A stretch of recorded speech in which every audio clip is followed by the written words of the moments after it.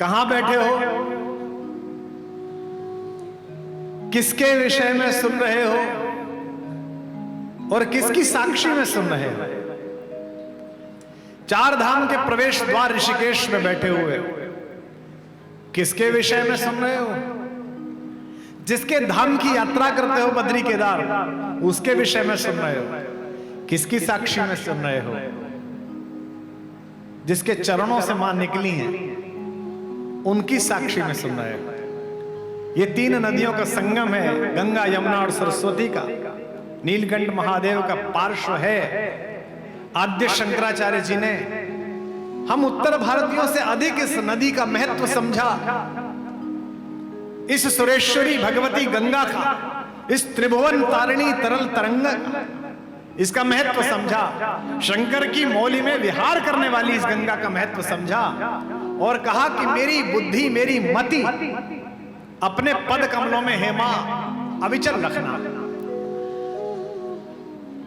मनुष्य की आदत है कि मेरे पास जो है वो जिसकी कृपा से मिला है मैं उसे भूल जाता हूं, और जो मुझे अपेक्षित है, जो वांछित है, उसके लिए मैं प्रतिपल परेशान रहता हूं।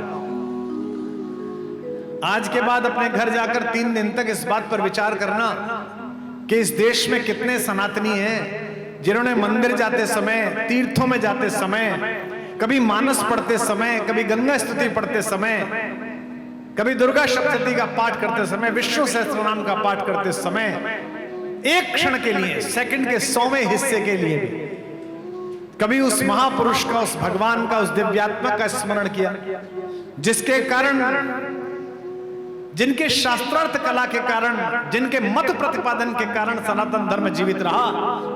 मैं 3 दिन के इस प्रस्ताव को, 3 दिन के संवाद के प्रारंभ में सबसे पहले दक्षिण से चले हुए उस ऋषि की प्रार्थना को प्रणाम करता हूं, जिसे मैं और आप आद्य शंकराचार्य के नाम से जानते हैं। इतनी बड़ी विभूति, क्या सुंदर उन्होंने वंदना की है, लंबी वंदना है, लेकिन किस प्रकार से मां को स्मरण किया। उत्तर भारतीयों को इससे सीखना चाहिए। याद रखिए कि जब भी कभी ये सोचो कि तुलसी दक्षिण में पढ़े जाएं, जब भी कभी ये सोचो कि रहीम को, रसखान को, कबीर को, मीरा को, दादू को, रैदास को, सूर को केरल का आदमी पढ़े, तो एक उंगली अपनी तरफ उठाकर यह पूछना कि तुमने तिरुवल्लुर पढ़ा है क्या? तिरुवल्लुर को वही आदर दिया है जो तुलसी को देते हो कि नहीं? तुमने कम्मन को उतनी श्रद्धा दी है जितनी वाल्मीकि को देते हो कि नहीं? जब तक यह रुचि मन में नहीं आएगी, तब तक एकात्मकता की बात राजनीति के लिए तो ठीक है, समाज में नहीं घुल पाएगी। आद्य शंकराचार्य जी को प्रणाम, उनके श्री चरणों में साष्टांग, जिन्होंने भारतीय दर्शन, भारतीय मनीषा, भारतीय अध्यात्म और भारत के सनातन धर्म के प्राण चिन्हों की इतनी सुंदर वंदना की है, इतनी सुंदर प्रतिष्ठापना की है, जो संभवतः कोई दूसरा नहीं कर पाया।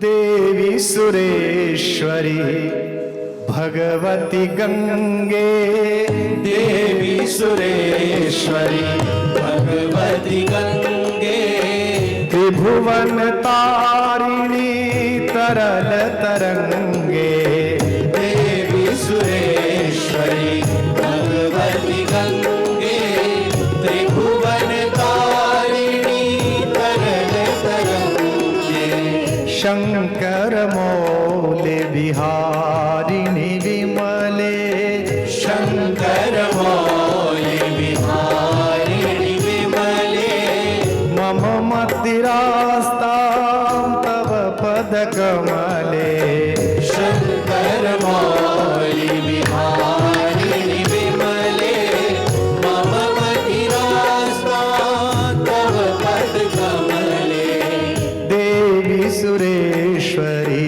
भगवती गंगे, देवी सुरेश्वरी भगवती गंगे, त्रिभुवन तारिणी तरल तरंगे, देवी सुरेश्वरी भगवती गंगे, त्रिभुवन तारिणी तरल तरंगे, शंकर मौली बिहारिणी विमले, शंकर मौले बिहारिणी विमले, ये प्रारंभ किया त्रिभुवन तारिणी से, जो तीनों भुवनों को तारती है। शास्त्र कहता है त्रिपथगा, 3 पथ से चलती है, आकाश से चलती है, पृथ्वी पर चलती है और पाताल में जाती है। इसीलिए इस गंगा के किनारे पर राम कथा का महत्व है। यह सतीर्थ हो रहे हैं हमारा।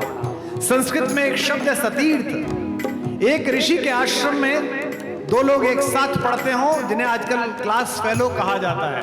पहले कहा जाता था सतीर्थ। हम एक जगह के पढ़े हुए हैं। भगवान श्री कृष्ण और उनके मित्र सुदामा सतीर्थ हैं, एक जगह के पड़े हुए हैं।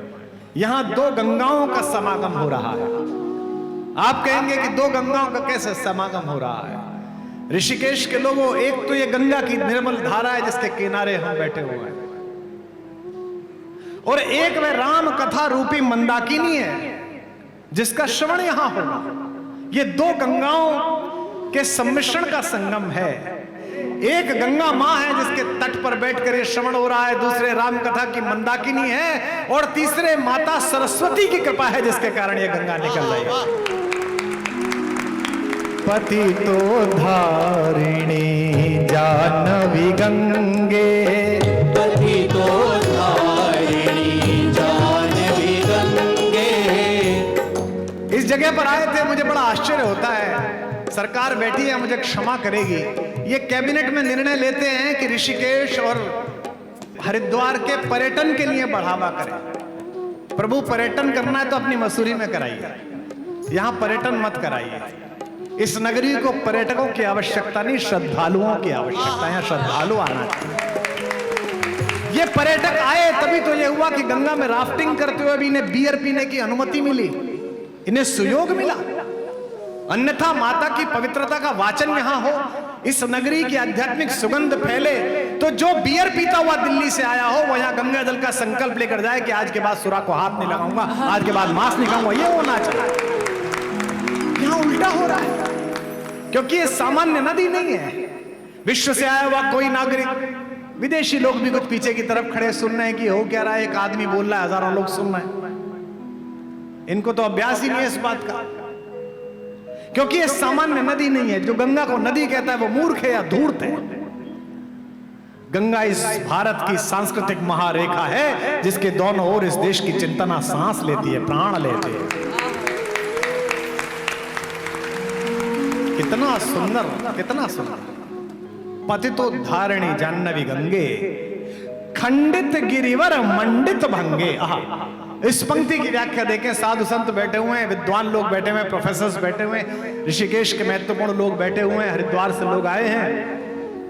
कहते खंडित गिरिवर मंडित भंगे। किसी भी देवता की आकृति अगर भंग हो जाए, शंकर जी की, विष्णु जी की, माता जी की, सरस्वती जी की, गणपति जी की, तो उसे गंगा में प्रवाहित कर दिया जाता है। हमारे आस्तिकों में, सनातनियों में कहा जाता है भैया ये भंग हो गई, अब इसे यहां पर तिरोहित कर दीजिए। लेकिन यही एक माता है कि गिरिवर के श्रृंग से एक पहाड़ का पत्थर अगर टूट कर भी, भंग होकर भी इनमें गिर जाए और इनकी धारा उसे वर्तुल कर दे, तो बड़े से बड़ा शक्तिशाली आदमी उसे अपने घर के मंदिर में रखकर उसके आगे माथा झुका देता है, उसे शंकर मान लेता है। पति तो धारिणी जाह्नवी गंगे, पति तो धारिणी जाह्नवी गंगे। खंडित गिरिवर मंडित भंगे, पति तो धारिणी जाह्नवी गंगे। खंडित गिरिवर मंडित भंगे। भीष्म जननी है मुनिवर कन्ये, भीष्म जननी है मुनिवर कन्ये। पतित निवारिणी त्रिभुवन धन्ये, भीष्म जननी है मुनिवर कन्ये। पतित निवारिणी त्रिभुवन धन्ये। गंगा के किनारे आपको सौभाग्य प्राप्त हुआ है। अपने जीवन की पूरी गणना में अगले 3 दिनों को विशेष रूप से लिख लेना। इन 3 दिनों को अपने जीवन में लिख लेना कि तुमको ये सौभाग्य प्राप्त हुआ, मुझको ये सौभाग्य प्राप्त हुआ कि त्रिवेणी घाट पर बैठकर हमने भगवान नाम का गुणस्तवन किया। क्योंकि गंगा के किनारे जो रहले वो वैकुंठ में रहता है। आद्य शंकर कहते हैं अलकानंदे परमानंदे कुरु करुणामयी कातर वंदे, और कहते हैं मेरे भगवान कहते हैं तब तट निकटे यस्य निवासः खलु वैकुंठे तस्य निवासः। जो तेरे तट पर रहता है माँ, वो वैकुंठ में रहता है। इसलिए सोशल मीडिया पर आई हुई विश्व के दूसरे देशों की छवियां देखो, दिल्ली के कोई बड़े कॉलोनी देखो, मैं नोएडा में रहता हूं, भारत के सबसे सुगठित शहर में रहता हूं, उसको भी देखो तो सदा छोटा समझना, क्योंकि कहां रहते हो?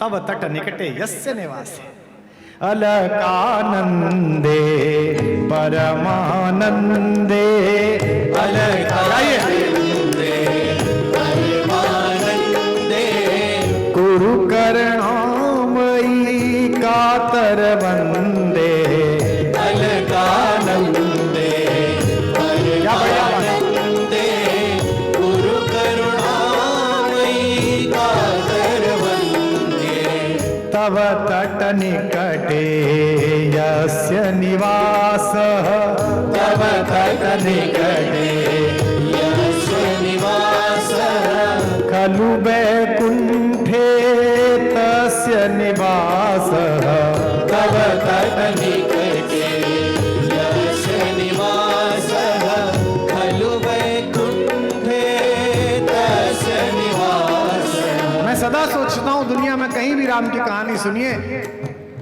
अयोध्या जी में जाके भी सुनिए, तो भी उतना ही आपको रस मिलेगा जितना गंगा के तट पर मिलता है।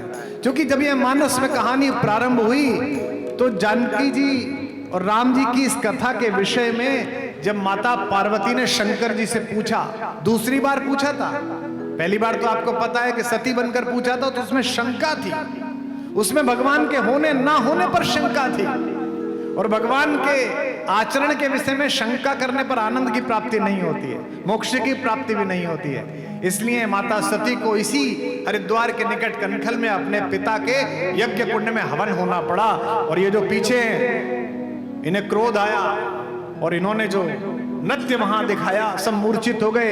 एक ऋषि जागृत रहा कोने में बैठा हुआ जिसका नाम था तंडु, उसने भगवान शंकर के इस आवेग में आए हुए उछल कूद को कंठस्थ कर लिया और बाद में से नृत्य बनाकर प्रतिपादित किया। उस तंडु मुनि के प्रतिपादन के कारण वो नृत्य तांडव कहलाया। उसी से हमारे सारे नृत्य निकले हैं। भगवान शंकर कला के आदिदेव हैं, अर्धनारीश्वर हैं। सबसे पहले पार्वती जी ने उनसे पूछा कि आपके आराध्य कौन है, आप किसकी पूजा करते हैं? भगवान ने कहा कि तुम्हें पता तो है ही। शंकर ने माता से कहा कि तुम्हें पता है, रघुपति की कथा का प्रसंग तुम्हें पता है, क्योंकि ये कैसी है। अब यहां से मैं बात शुरू कर रहा हूं। बाबा कहते हैं तुलसीदास जी भगवान शंकर का अनुवाद करते हुए, सकल लोक जग पावनी गंगा, सकल लोक में घूमने वाली गंगा के समान पवित्र है। ये राम की कहानी भी ऐसे ही गूंजती है, ऐसे ही पीढ़ियों दर पीढ़ियां चल रही हैं। और कुछ तो इस कथा में है। 10,000 आदमी इकट्ठे हुए, गंगा सभा परेशान है कि लोग आ नहीं पा रहे हैं, उधर भी खड़े हैं, इधर भी खड़े हैं, तट पर खड़े हैं। कल व्यवस्था बढ़ानी पड़ेगी। क्या सुनने आए हो?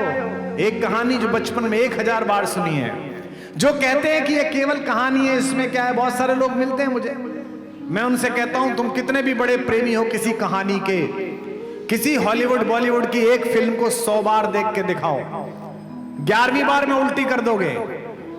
कोई तो संजीवनी इस कहानी में है कि कोरोना के समय में 40 साल पुराना घिसा हुआ प्रिंट इसका दिखाया गया तो पूरी दुनिया के टीआरपी के रिकॉर्ड इस कहानी ने तोड़ दिया। कोई बात तो इसका काम है, कोई अमृत तो है।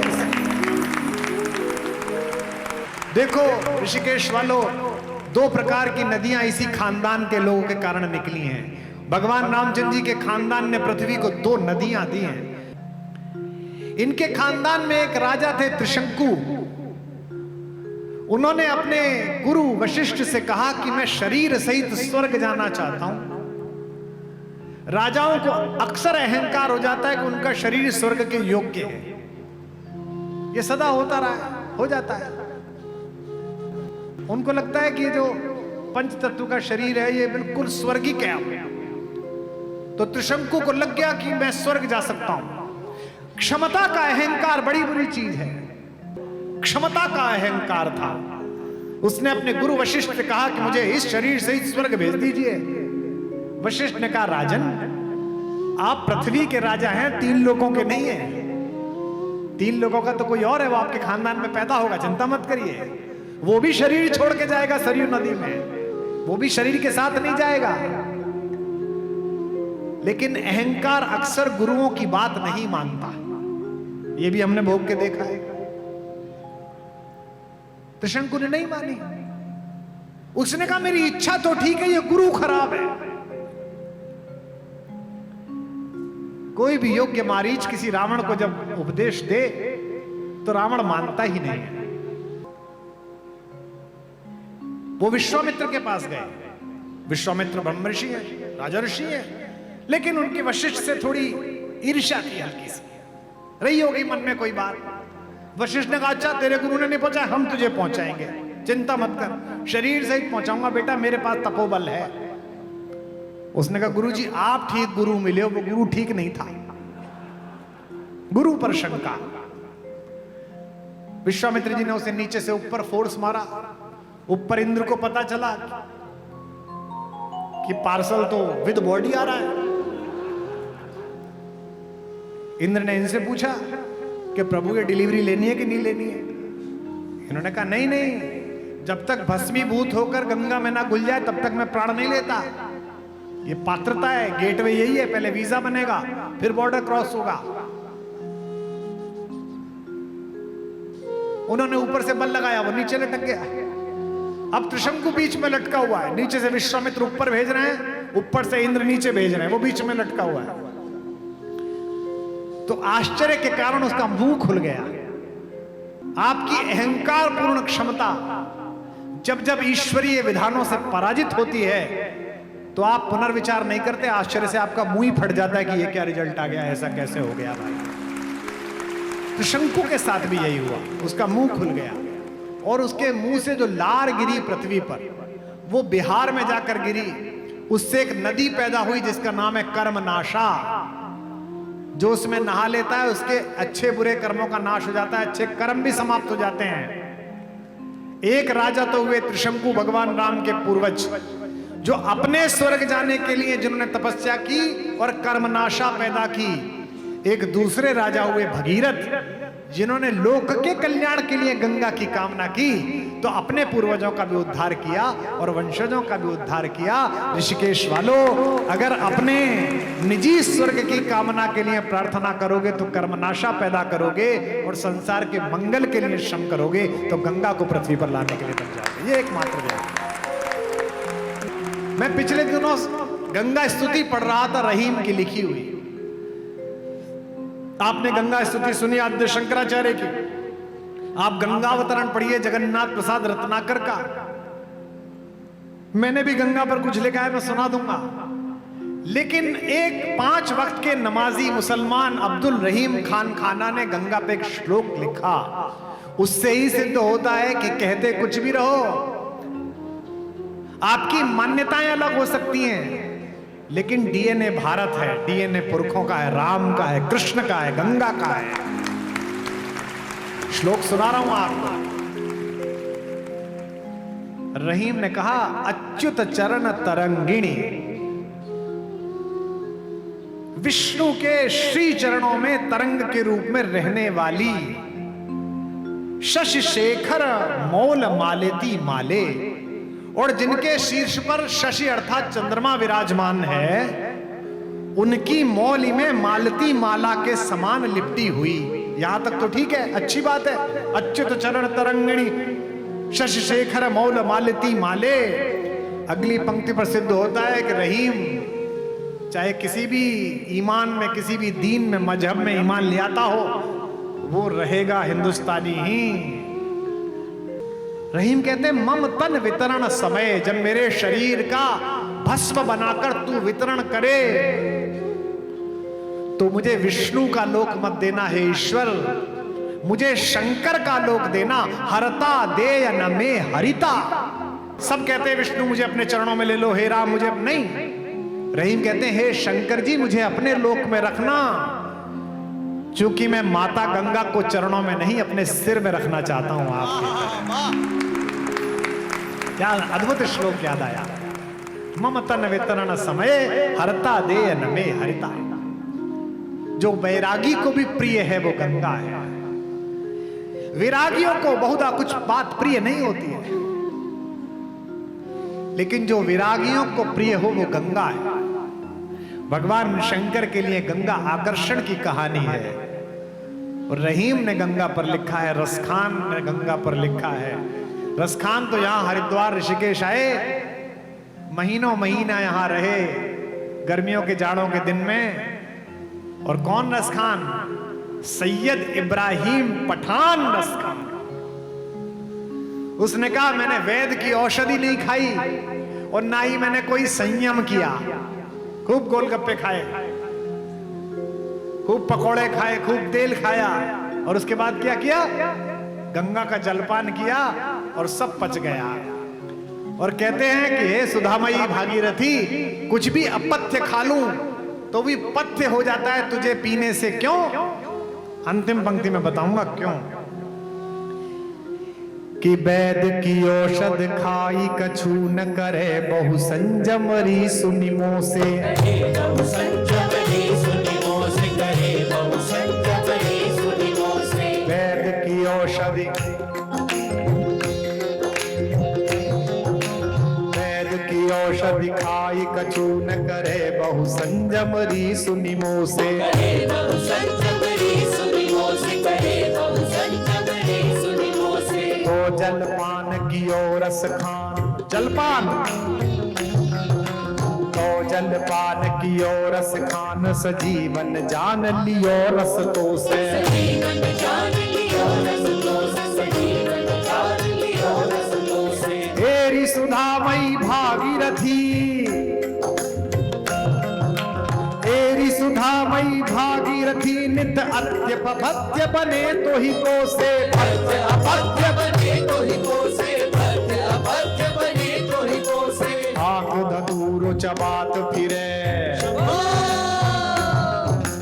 आंख धतूरो चबात फिरे, विष खात फिरे शिव तेरे भरोसे। हे शिव तेरे भरोसे, विष खात फिरे शिव तेरे भरोसे, विष खात फिरे शिव तेरे भरोसे, विष खात फिरे शिव तेरे भरोसे। रसखान कहता है आग धतूरा और जहर खा लेता है शंकर। क्यों? क्योंकि माता गंगा उसे पता है कुछ भी खा ले उसके बाद तेरा एक लोटा पानी पी लेगा तो सब ठीक हो जाएगा। आंख धतूरो चबात फिरे, विष खात फिरे शिव तेरे भरोसे। विष खात फिरे शिव तेरे भरोसे, विष खात फिरे शिव तेरे भरोसे, विष खात फिरे शिव तेरे भरोसे, विष खात फिरे शिव तेरे भरोसे। देखो कलयुग है, यहाँ विश्वास करना कठिन है। यहाँ दो ही चीजों की दिक्कत है, श्रद्धा और विश्वास की। भरोसा नहीं होता है कलयुग में, और हम अपनी इच्छाओं के अनुसार भगवानों की और अपनी आध्यात्मिक चेतनाओं की व्याख्या करने लगते हैं। गंगा के किनारे एक कवि सम्मेलन होता है महाकवि सेनापति की स्मृति में। वो महाकवि सेनापति, उन्होंने भी एक कविता लिखी है। उन्होंने कहा है कि राम को पकड़ना है तो जैसे वैद लोग कहते हैं कि अंधे के हाथ में लकड़ी दे दीजिए चला जाएगा, राम के पद के संग संग घूमने वाली लहर है ये गंगा, इसको पकड़ लोगे तो राम को पकड़ लोगे। ये सेनापति ने कहा कि एक है उपाय राम पाइन के पाइब को, एक है उपाय राम पाइन के पाइब को, सेनापति अंध कहे वेद की लकड़िया। सेनापति वेद कहे अंध की लकड़िया, सेनापति वेद कहे अंध की लकड़िया। राम पद संगनी तरंगिनी है गंगा ताते,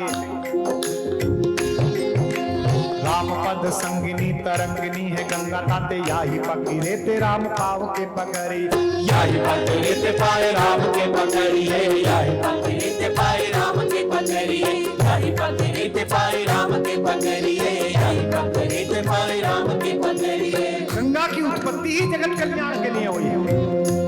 इन्हीं भगवान राम जिनकी मैं कहानी सुना रहा हूं, जिन पर मैं अपनी निजी जो भी थोड़ी बहुत मेरे पास व्याख्या है वो प्रस्तुत कर रहा हूं, इन्हीं भगवान राम के एक पूर्वज थे महाराज सगर, उनके 60,000 पुत्र कपिल मुनि के आश्रम में उनके कोप के कारण ध्वस्त हो गए। अभी जो ज्ञानी है ना, ज्ञानी, इनकी समस्या क्या है, ये किसी कहानी में आध्यात्मिक चर्चा या सत्संग या सुख नहीं पाते, प्रश्न करते हैं। मेरे को बहुत मिल जाते हैं, जहाज में मिल जाते हैं, भाई साहब एक बात पूछनी थी।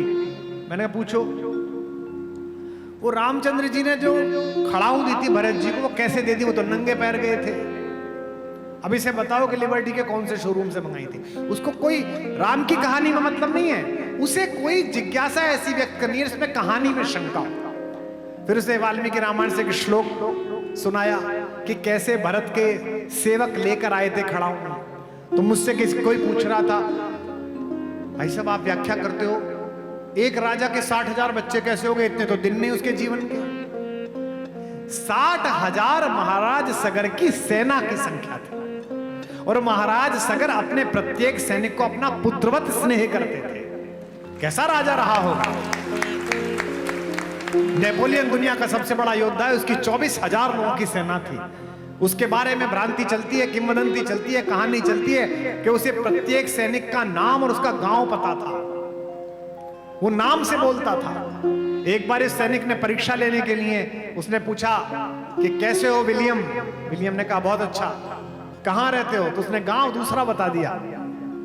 तो तुरंत नेपोलियन ने कहा कि पहले तो तुम उस गांव में रहा करते थे। 60,000 पुत्र यानी कि 60,000 सैनिक। राम के तो 2 ही पुत्र थे। भगवान राम ने बड़ी मर्यादाएं तय की हैं, 1 पत्नी व्रत, 2 पुत्र। कपिल मुनि के आश्रम में राजा सगर के अश्वमेध यज्ञ के घोड़े ने प्रवेश किया। आश्रम की सुंदरता, हरियाली और जल को देखकर घोड़ा वहां रुक गया।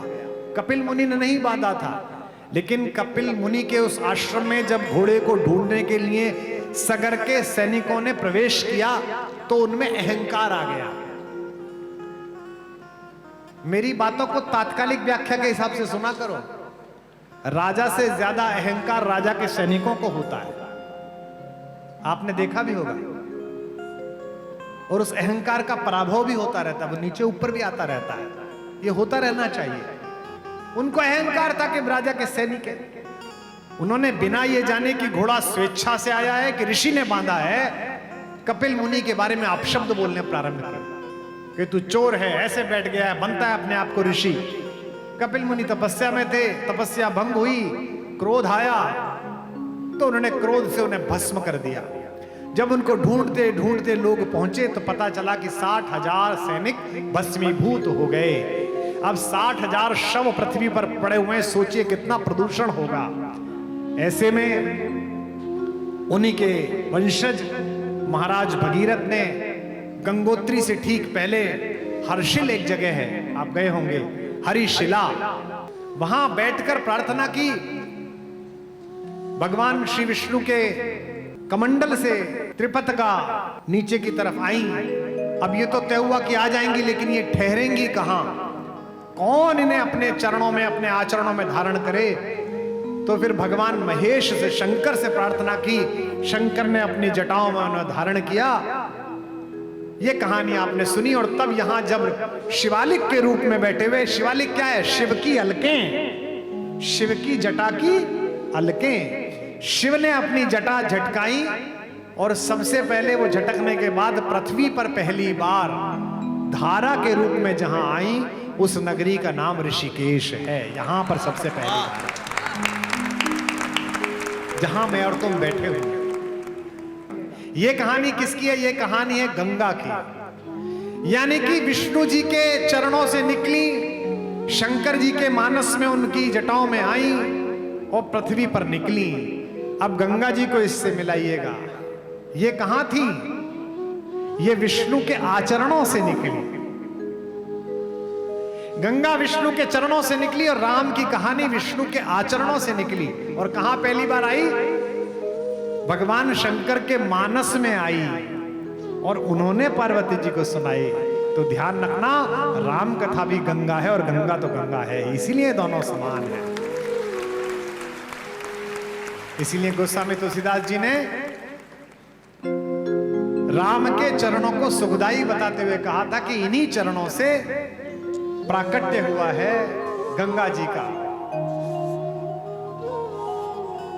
भजे मन राम चरण सुखदाई, भजे मन राम चरण सुखदाई, भजे मन राम चरण सुखदाई, भज मन राम चरण सुखदाई, भज मन राम चरण सुखदाई, भज मन राम चरण सुखदाई, भज मन राम चरण सुखदाई। जिन चरणन से विकसी सुर सरी, जिन चरणन से विकसी सुर सरी, शंकर जटा समाई, हो शंकर जटा समाई, जटा शंकरी नाम पर्यो है, जटा शंकरी नाम पयो है, त्रिभुवन तारन आई। भज मन राम चरण सुखदाई, भज मन राम चरण सुखदाई, भज मन राम चरण सुखदाई, भज मन राम चरण सुखदाई, भज मन राम चरण सुखदाई, भज मन राम चरण सुखदाई, भज मन राम चरण सुखदाई।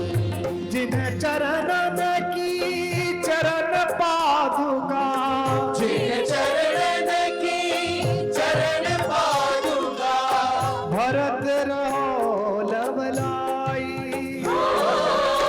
भरत रहो लवलाई, सोई चरण के बट धोइली ने, सो चरण के वट धोइली ने, तब हरि नाम चढ़ाई।